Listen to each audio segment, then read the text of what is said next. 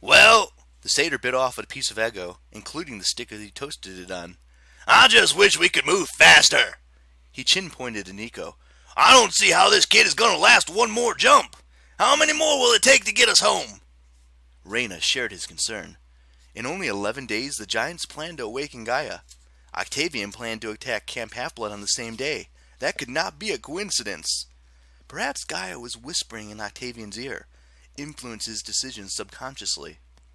Or worse, Octavian was actively in league with the Earth Goddess. Reyna did not want to believe that even Octavian would knowingly betray the Legion, but after what she'd seen in her dreams, she couldn't be sure. She finished her meal as a group of Chinese tourists shuffled past the courtyard. Reyna had been awake for less than an hour, and already she was restless to get moving. Thanks for breakfast, Coach. She got to her feet and stretched. If you'll excuse me, where there are tourists, there are bathrooms, and I need to use the little praetor's room. Go ahead! The coach jangled the whistle that hung around his neck. If anything happens, I'll blow! Reyna left Arum and Argumentum on guard duty and strolled through the crowds of mortals until she found a visitor center with restrooms. She did her best to clean up, but she found it ironic that she was in an actual Roman city and couldn't enjoy a nice hot Roman bath. She had to settle for paper towels, a broken soap dispenser, and an asthmatic hand dryer. And the toilets? The less said about those, the better. As she was walking back, she passed a small museum with a window display. Behind the glass lay rows of plastic figures, all frozen in throes of death. A young girl was curled in a fetal position. A woman lay twisted in agony, her mouth open to scream, her arms thrown overhead. A man knelt with his head bowed, as if accepting the inevitable. Reyna stared with a mixture of horror and revulsion. She'd read about such figures, but she'd never seen them in person. After the eruption of Vesuvius, volcanic ash had buried the city and hardened to rock around the dying Pompeians. Their bodies had disintegrated, leaving behind the human-shaped pockets of air. Early archaeologists had poured plaster into the holes and made these casts, creepy replicas of ancient Romans. Reyna found it disturbing and wrong that these people's dying moments were on display like clothes in a shop window, yet she could not look away. All her life she had dreamed about coming to Italy. She had assumed it would never happen.